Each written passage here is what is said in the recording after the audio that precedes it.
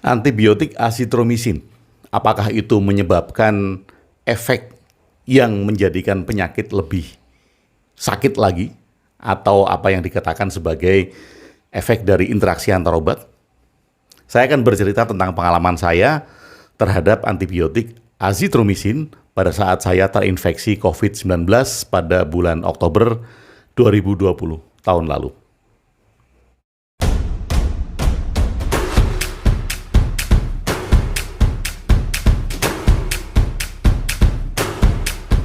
Audio Jungle.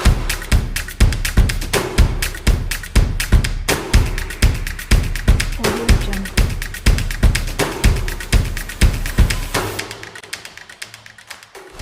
Sahabat Bahtera, pada saat saya terinfeksi COVID-19 Oktober 2020, saya sudah membuat videonya saat itu, menceritakan pengalaman saya, bagaimana rasanya terinfeksi COVID dan bagaimana caranya saya menghadapi beberapa hal yang menurut saya sangat membantu saya untuk meningkatkan daya tahan tubuh saya.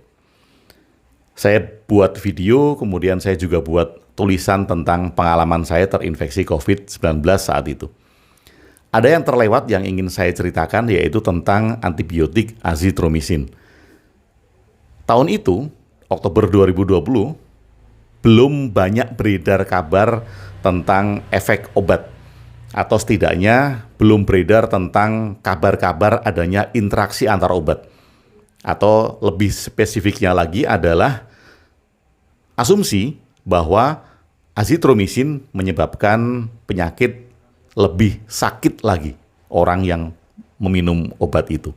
Nah, tentu saja pengalaman ini sangat subjektif, tidak bisa digeneralisasi.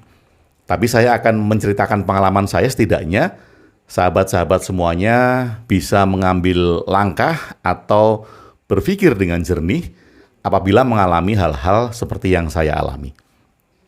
Ya, dari hari pertama, jadi saya di rumah sakit sekitar 10 hari. Saya masuk Oktober 25, kemudian saya keluar November tanggal 5. Dari hari pertama, saya diberikan antibiotik. Tentu dengan berbagai macam obat yang lain. Ada Avigan, ada kloroquine, ada antivirus, ada paracetamol untuk peredam panas saya, dan salah satunya adalah antibiotik azitromisin. Hari pertama, saya mengalami mual yang sangat. Mual sampai saya kemudian muntah-muntah. Hari kedua juga demikian. Mual, muntah-muntah yang benar-benar mual sekali, sakit sekali perut saya, sampai menyebabkan tubuh saya sangat lemas karena rasa mual tadi. Nah, hari kedua, saya berpikir jangan-jangan ada sesuatu yang menyebabkan saya mual karena saya tidak pernah mengalami hal ini. Awalnya saya kira apakah ini pengaruh dari infeksi virus COVID-19. Tetapi kalau malam hari, sore hari, mual saya itu cenderung berangsur-angsur hilang. Pagi hari timbul lagi. Nah, pagi hari timbulnya itu ternyata setelah saya observasi, setelah infus antibiotik azitromisin ini diberikan. Yaitu mulai sekitar jam 8, jam 9 ketika infus azitromisin ini diberikan. Hari kedua, saya melihat apakah betul setelah saya diberikan infus, kemudian saya mual sampai kemudian muntah-muntah, lama waktunya sampai terasa lemas. Dan ternyata iya, ketika saya lihat setelah antibiotik itu diberikan kepada saya, mual-mual sampai muntah itu terjadi. Kemudian di hari ketiga, saya bicara dengan suster. Saya jelaskan bahwa saya mengalami mual pagi hari setelah mendapatkan infus azitromisin, kalau sore dan malam tidak. Kemudian suster itu berkonsultasi dengan dokter. Nah, hari keempat dokter memutuskan menghentikan pemberian azitromisin kepada saya. Dan setelah hari keempat ke sana, saya tidak mual-mual lagi, saya tidak muntah-muntah lagi, dan otomatis saya tidak merasa lemas dengan itu. Nah, saya hanya berpikir apabila ini terjadi kepada orang-orang tua usia lanjut atau kepada mereka-mereka yang mempunyai penyakit bawaan, tentu efeknya akan menjadi semakin berat dengan kondisi yang lemas tadi apabila terjadi mual dan muntah seperti itu. Nah, sahabat Bahtera, mungkin yang harus kita lakukan adalah mengobservasi diri kita apabila kita sakit, kita diberikan obat, apapun obatnya, kemudian kita mengobservasi diri kita sendiri. Apakah ada pengaruh dari obat itu? Dokter juga butuh masukan dari pasien. Perawat juga butuh masukan dari pasien. Artinya mereka juga akan mengobservasi dari hasil apa yang kita ungkapkan.